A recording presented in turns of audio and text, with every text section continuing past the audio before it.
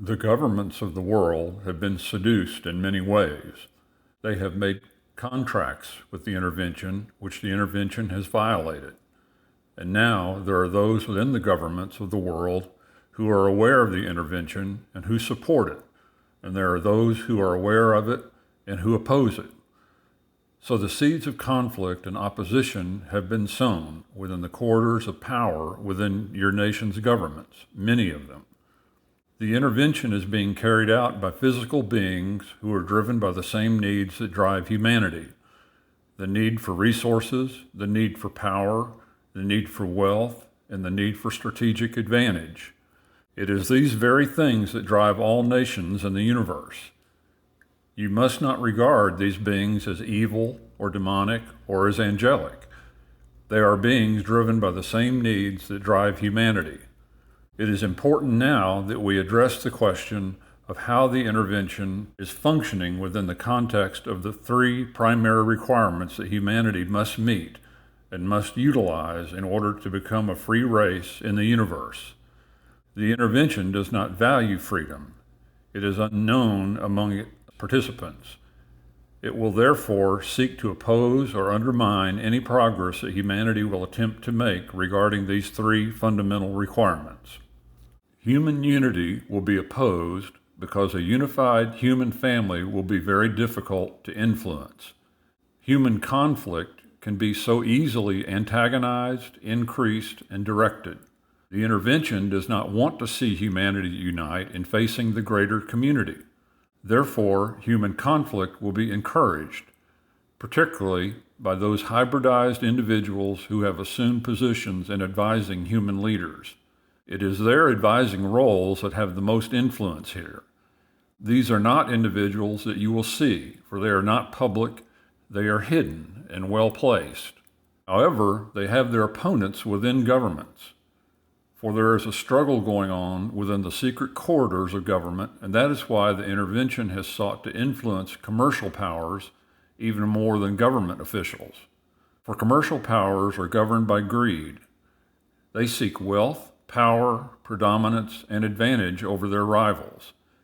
They do not have public scrutiny and are not accountable to people at large, and so they are much more likely candidates for the plan of the intervention to gain human representatives and human liaisons.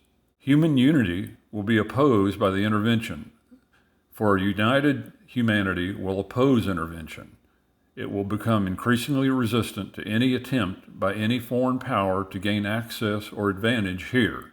That is why the emphasis for the intervention is to amplify human crises, human conflicts, human disagreements, and to encourage the proliferation of weapons, to lead humanity further in its own self-determined path of destruction. A weakened humanity will be vulnerable to persuasion, and a weakened humanity will be more likely to respond to offers of technology, to offers of assistance in governance, and to offers of becoming connected to trade networks that already exist in the universe. If humanity declines, it will be hard for either your leaders or your peoples to turn down offers of technology and resources that will be provided for you, offers that will surely undermine your self-determination and make you dependent upon networks of trade, commerce, and power over which you will have no influence or control. These activities are not evil in the sense that you might think. They represent competition, and competition is part of nature. If you are to be powerful, others will compete with you. If you possess wealth, others will compete with you for this wealth. If you misuse the world, others will seek to take advantage of this for themselves. And if you remain divided, others will try to use that to their advantage.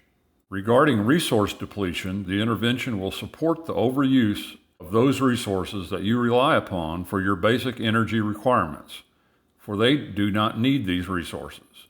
The depletion of these resources will further hasten humanity's conflicts and decline. Therefore, the overuse of such resources and people's desire to maintain their current behavior will be encouraged. A foreign agent here would need only encourage you to do what you have been doing all along, for practical reasons, to maintain wealth and power, to maintain your nation's stability, and to maintain its predominance over other nations. These agents will provide this advice to your leaders, and especially to the leaders in commerce, who always will seek profit and advantage. Since the intervention represents commercial forces, they are particularly focused on aligning themselves with human commercial forces in your world.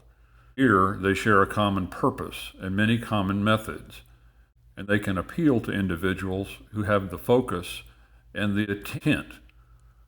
Who amongst the powerful and the elite in your commerce and trade within this world could refuse the offer of advanced technology and refuse the offer of proprietary rights to something that none of their rivals possesses? Who could refuse the opportunity to engage in trade and commerce with powerful forces beyond this world? Leaders in commerce are not accountable to the public, to the people of your world. They are not scrutinized. Their positions are secure. They do not need to win public favor in order to proceed in their search for power. Who amongst them will refuse the offers of advanced technology and trade with other nations and the wealth, power, and advantage that such engagements might promise? Even your religious leaders will be encouraged to align themselves with the intervention. They will be encouraged to believe that the intervention represents advanced life forms, morally and ethically advanced, beyond anything that humanity has established, and that humanity must turn to them now for inspiration and for guidance. These religious leaders will be led to believe that the intervention is here as an act of providence, an act of God, to safeguard humanity and to assure its future. It is their beliefs and their emphasis that will be exploited here, for they are not able to see clearly and discern the meaning and the reality of the greater community. Amongst those who are rebellious and who seek to foster revolution, the intervention will give them inspiration. It can whisper in their minds. It can present images in front of them, images of their saints, images of their gods, images of the righteousness of their cause. These individuals who cannot distinguish a greater community presence from a spiritual manifestation will not be able to resist. Now they will feel they have divine will and support for their political goals. Now they will feel justified in taking any action, no matter how destructive, in order to fulfill their beliefs and their sense of justice. None of these inspirations comes from a divine source, for the creator of the universe would never support human conflict, or a conflicted race of beings living in a beautiful world that is valued by others. This conflict represents a critical advantage to an intervening force. Here, a much smaller force can overwhelm a much greater force. The collectives are a very small presence in the world, and yet they can have great advantage here, encouraging governments to take actions not in their best interest and encouraging conflicts that will only lead both sides to a greater decline and impoverishment. They can promote the use of the world's resources in such a way that would only lead to humanity's decline and the collapse of societies, and even civilization itself. The intervention is exploiting your weakness, and that is why you must cultivate your strength.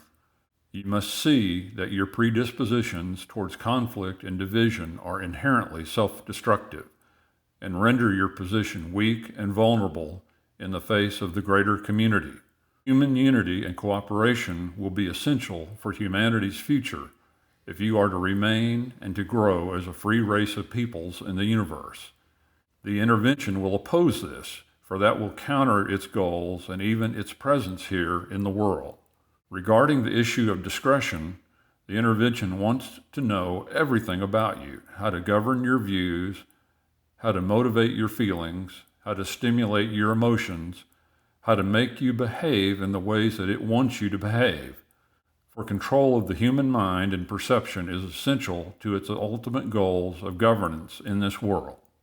Human discretion, therefore, runs counter to the intervention's objectives and will be discouraged. Only in keeping the intervention's secrets will humanity's discretion be supported.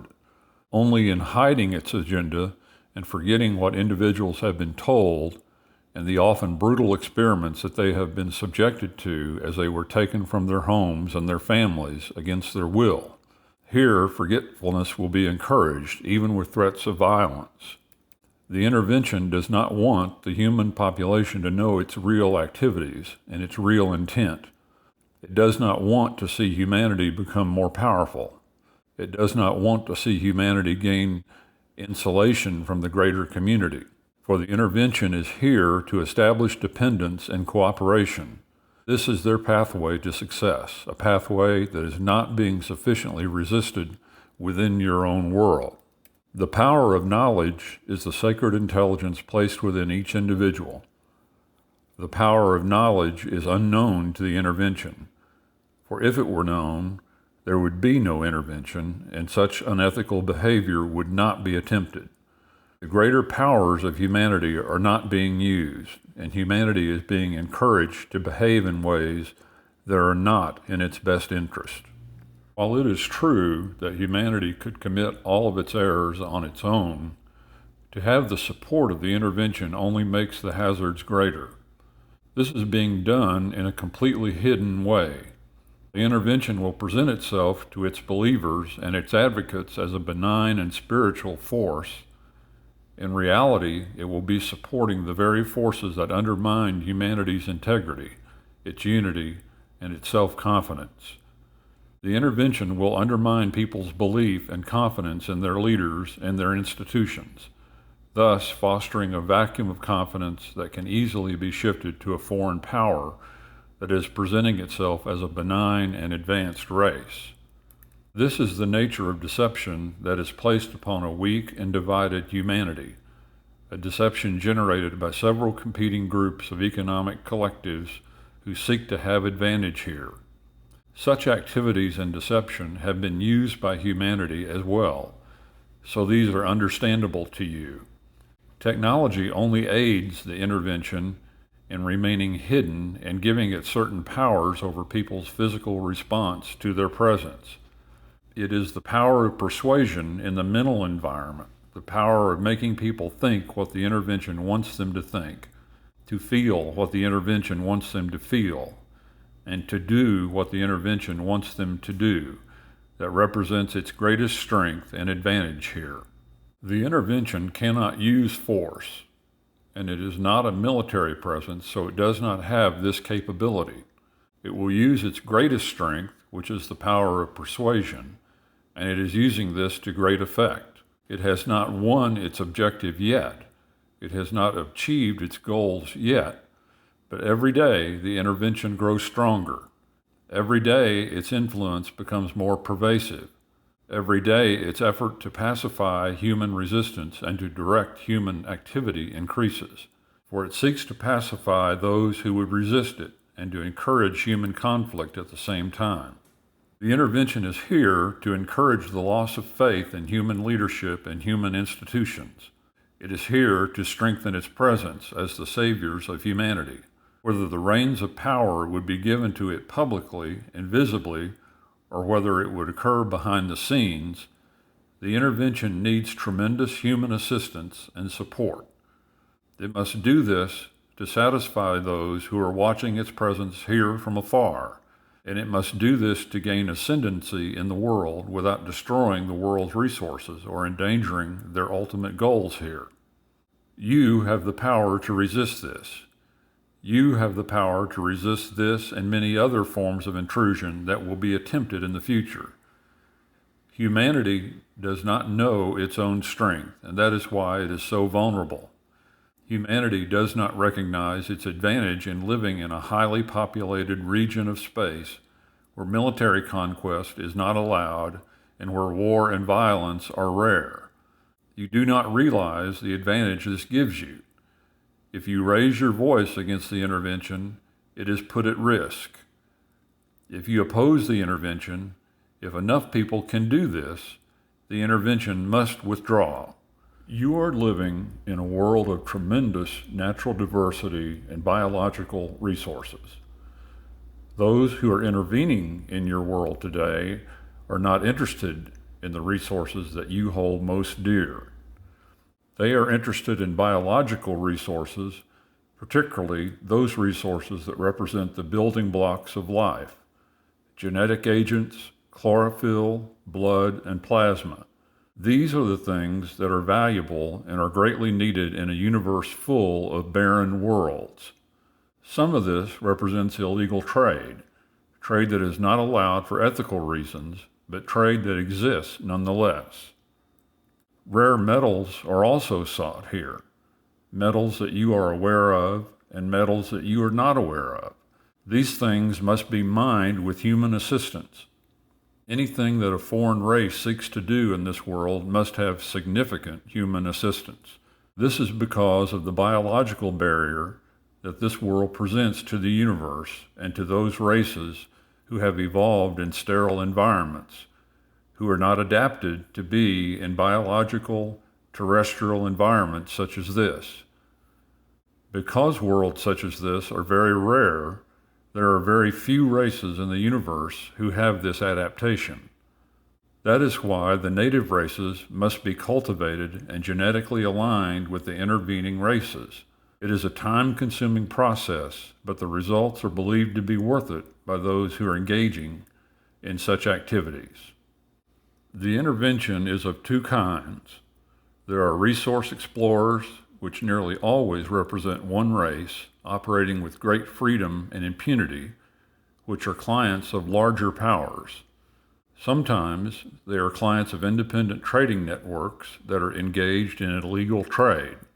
Those resource explorers who have been in your world and who are in your world today represent members of this group. Then there are collectives who are multiracial, hierarchical, and very well organized. Their worker classes are bred for specific purposes, and they are involved in collective breeding, which is a practice not all advanced races are engaged in. The collectives seek a more permanent residence in this world. They seek it as a world that either they or their clients could own and govern from afar with human assistance. That is why such great care has been taken to study human psychology, human physiology, and your reproductive process, as well as the biological hazards that exist on Earth. That is one of the reasons that plant samples have been taken and the world has been observed for such a very long time. It is perhaps surprising for you to realize that an advanced technological race would have difficulty adapting to your world, believing that their science and medical technology would have overcome the difficulties involved here. But alas, so great are these difficulties that there is no race who has evolved in sterile or near sterile environments that could easily withstand the biological agents that exist here. Even the illnesses of your animals could affect them. So great is this hazard that in recent history few races have attempted colonization of this world. But now the collectives see an advantage, for humanity has built networks that they can use. Worldwide communications, worldwide resource extraction, and a sufficient level of technology that can, at a basic level, interface with what they use and rely upon. Humanity is also developing greater sources of destructive power, and should this power be fully cultivated, then interventions such as this kind would be more difficult to attempt. Lastly, there is the deterioration of your natural environment, which is threatening many of the very resources that the intervention seeks.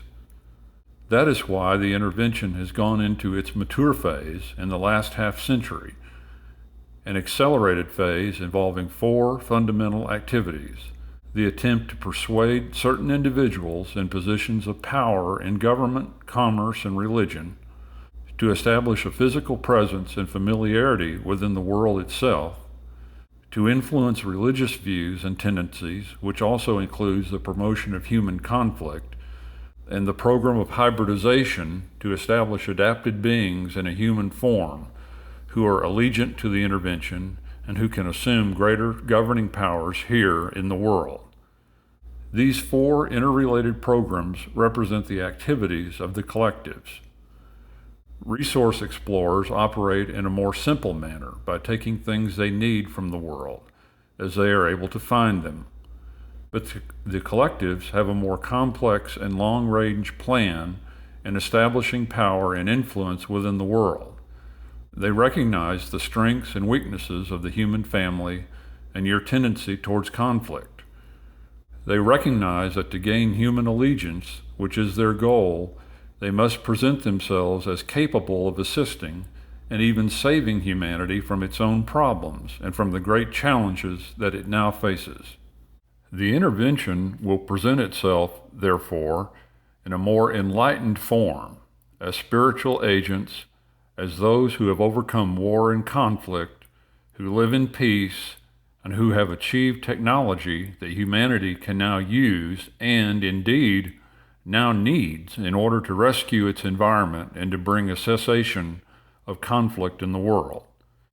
Yet this all represents deception, for the collectives actually seek to increase human conflict, to weaken the strongest worldly powers, and to gain allegiance through human failure, allegiance and a reliance upon their presence.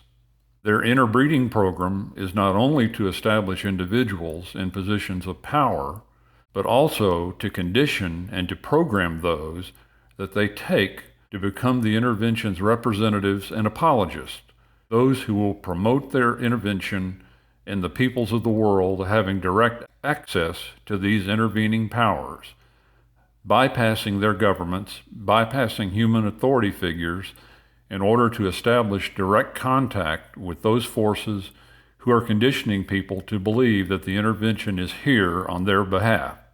To know more, visit alliesofhumanity.org and newmessage.org.